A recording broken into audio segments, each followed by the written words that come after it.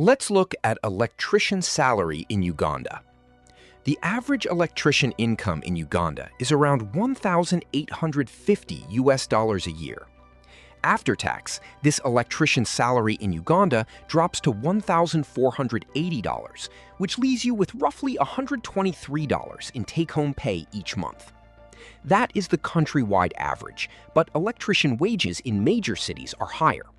For instance, workers in Kampala bring home $1,750 after tax, though higher rent in the city eats up much of that extra money.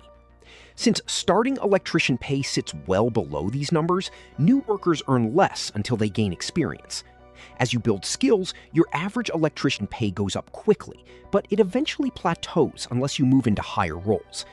On top of that, a university degree helps you break through that ceiling, which is why educated workers often advance into electrical engineer or project manager positions. Big international firms also pay noticeably more than small local shops, so where you work matters just as much as your education when you want to know how much does an electrician make in Uganda.